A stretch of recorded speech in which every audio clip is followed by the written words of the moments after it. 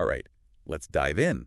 This time we're tackling Revelation chapter 21. Oh, the New Jerusalem. Exactly. Yeah. But with a twist. Our listener wants to understand it from a Jewish perspective. Fascinating. Yeah. So we'll be looking at some excerpts from Messianic commentaries to get that perspective. Yes, Messianic Judaism. Always a fascinating blend of traditions and beliefs. And some wild imagery to unpack. Oh, absolutely. You know, what's so interesting about this source is it comes from Messianic Judaism, which, blends those Jewish traditions, but with the belief in Jesus as the Messiah. Right, that unique lens. Yeah, should be insightful. Okay. So the chapter kicks off with this huge EE change. A new heaven, a new earth, replacing the old one. A classic reset. And get this, the sea is gone. Totally gone. The sea. Yeah. In ancient Jewish thought, that was often seen as a symbol of chaos, instability. I see. So wiping it out really signifies a total shift, a complete, transformation. Yeah. This new creation, it's all about stability, order. It's like a clean break from the past. Wow. A cosmic reset button. Yeah. I get why that's appealing, but is this new world meant to be taken literally, or is there a deeper meaning, more symbolic? That is the question, isn't it? It's been debated for centuries, and honestly, both interpretations have their merits. Oh, interesting. Some people, they believe in that literal new earth, physically, while others, they see it as a metaphor for spiritual renewal. What are your thoughts?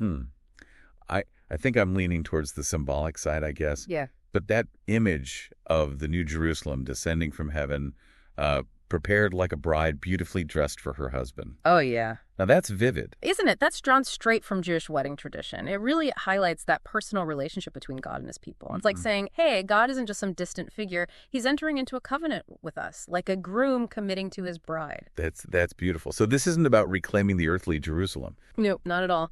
This new city, it transcends all those earthly disputes, Who owns what? Right. God is offering a spiritual home, ultimate belonging. Okay. And then we hit that line that always gives me chills. See, God's Shekinah is with mankind, and he will live with them. Oh. Wow. Powerful, isn't it? Especially for a Jewish audience. You see, the Shekinah, that represents God's presence dwelling among his people. Okay. It's like a tangible manifestation of his love and protection.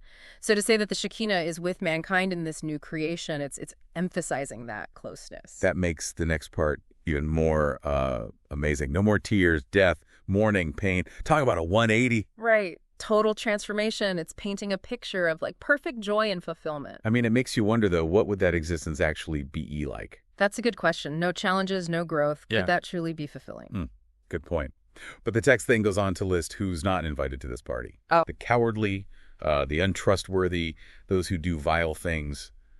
It's pretty sobering. It is. And this source is very clear. Accepting Jesus is the key to entering this new creation. So it's like a price of admission then. You have to earn your way into this paradise. Well, not quite. Revelation 21:6-7 is very adamant that this new life is a free gift. It's given through Jesus' sacrifice. So it's highlighting the idea of grace, which is, of course, central to Christianity. Okay. So it's more about accepting this gift rather than earning it through good deeds. Exactly. But it does bring up a big question. What does this mean for people of other faiths? Or those who don't, believe in any higher power? Yeah. That's something to think about. Definitely food for thought. Something I found a little confusing was the whole Bride of Christ thing. Oh, right. First, it seems like the New Jerusalem itself weighs the bride, but then it says the people are the bride. Yeah, it can be tricky. The key here is remembering that the city, that's the dwelling place of believers, the setting for this ultimate union. It's the people who are united with God in that perfect relationship. Okay, so the city is magnificent. But the real focus is on the relationship happening within it. Gotcha. Precisely. Now let's talk details. We've got those walls, gates, foundations. Oh, there's a lot to unpack there. There is. And every detail, every single one, it's loaded with symbolic meaning. Ooh, I love that. Okay, take those high walls with 12 gates, each inscribed with the name of one of the 12 tribes of Israel. 12, of course, points to spiritual perfection. Right. And notice there are 3 gates on each side. 3 often symbolizes God's will. So it seems to be saying that God desires that spiritual completion for all people, welcoming them from every direction. I like that. And what about those walls built on 12 foundation stones, each with the name of one of the Lamb's emissaries or, apostles? What's the significance there? Well, the apostles' teachings, right, those are considered the foundation of Christian belief. It's like saying this is what our faith is built on, the bedrock. Yeah. So what are your foundations? What are those core principles that guide your life? That's a great question. It's an invitation to think about that. I love how these symbols make us, reflect on our own lives. But hold on, did I hear that right? The city is 1,500 miles long, wide, 80 high. That's massive.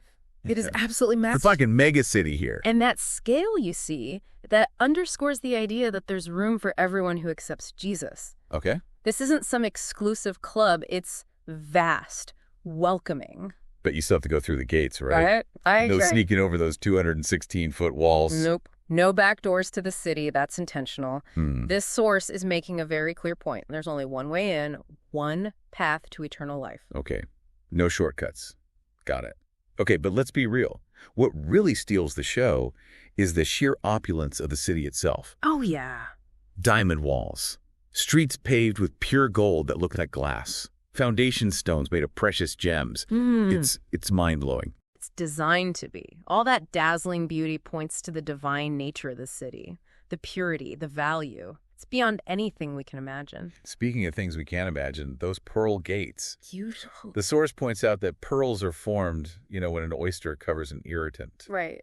It's like saying that Jesus' sacrifice, it transforms our imperfections into something beautiful. Powerful image, right? Like that irritant becomes a precious pearl. It speaks to that transformative power of faith, how our flaws and struggles can be redeemed. Made into something beautiful. But here's a curious thing. For such an incredible city, there's one thing noticeably absent. What's that? A temple. Ah, yes. That's a huge statement. You see, the reason there's no temple is because God himself and the Lamb Jesus, they are the temple. Oh, okay. This emphasizes that direct, intimate relationship between God and believers. So no middleman, no physical structure needed. Exactly. Direct access. And it's further emphasized by the fact that the city is bathed in eternal daylight, with the gates always open. Constant access to God. Perfect peace. No fear, no darkness, no separation from the divine. Sounds pretty idyllic. But there is one condition for entry. Oh. Your name must be written in the Lamb's Book of Life. That brings us back to that earlier question. What about those who haven't accepted Jesus? Where do they fit in? Yeah. It's a complex question, one we need to explore further. We definitely need to unpack that. This whole Book of Life concept raises some serious questions, especially from a Jewish perspective. It does, and that's where things get even more interesting. So we're in some pretty deep theological waters here. This Book of Life, the idea that only those with their names in it can enter the New Jerusalem.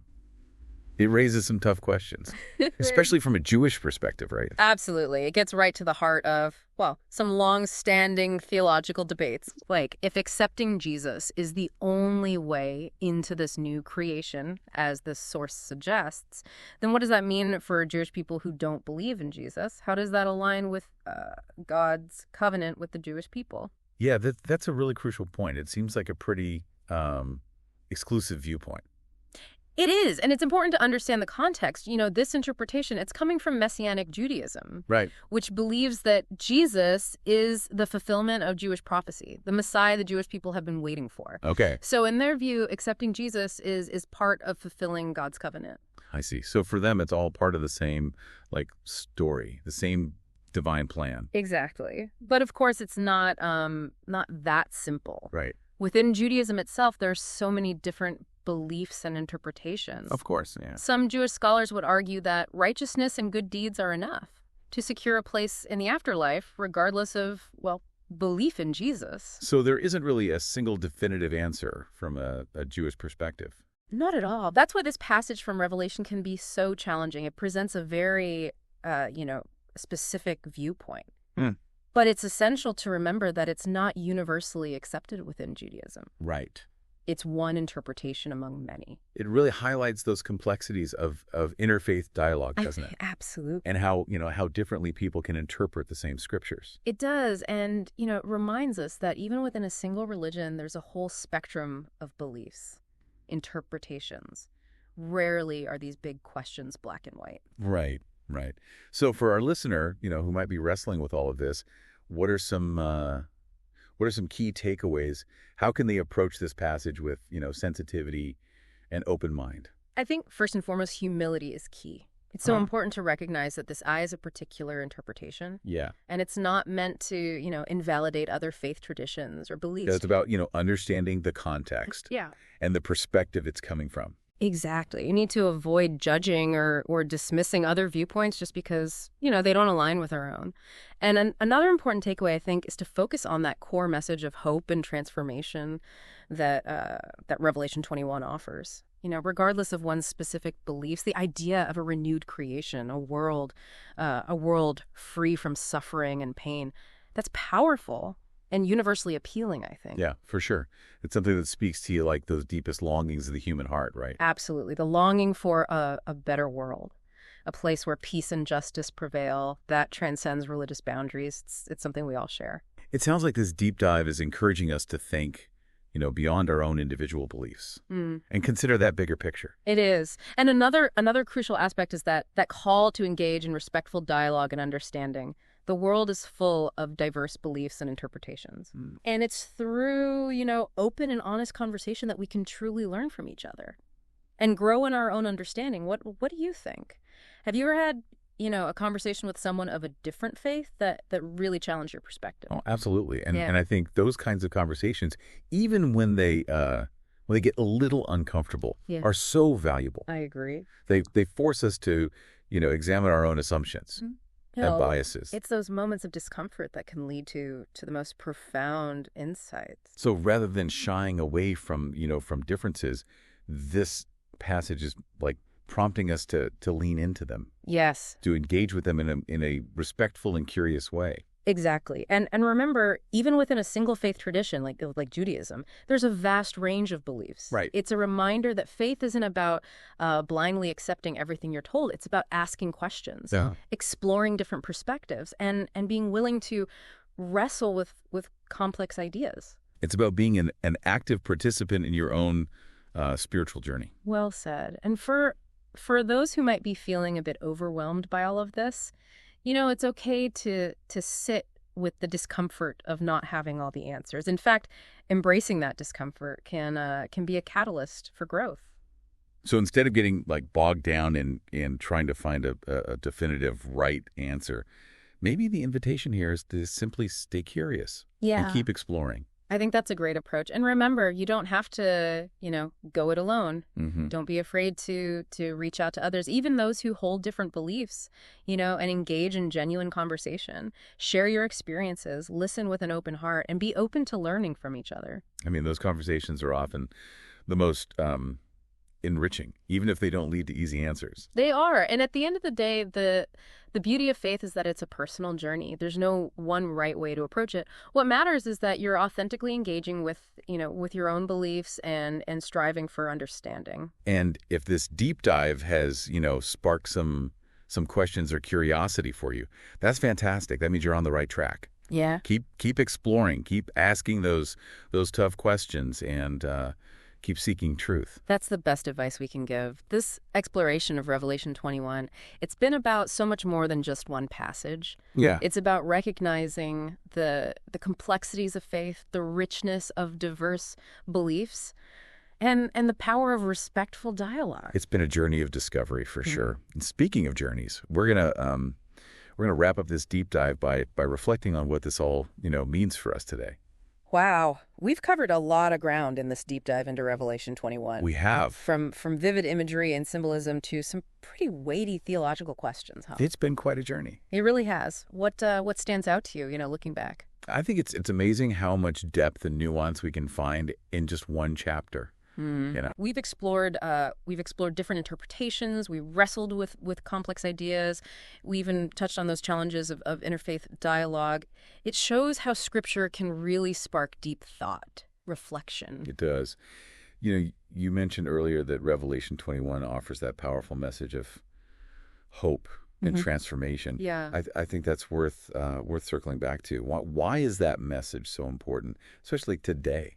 Well, we're bombarded with so much negativity these days. Uncertainty, conflict, suffering. It's easy to feel overwhelmed by it all.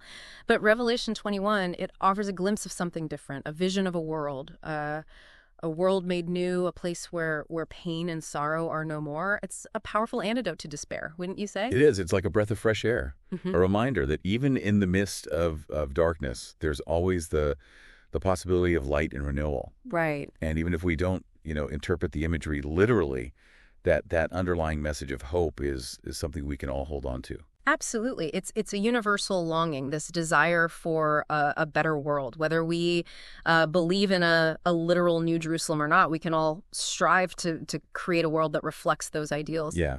Peace, justice, harmony. Exactly. What do you think? How can we bring a bit of that New Jerusalem energy into our own lives? Right here, right now. That's a great question.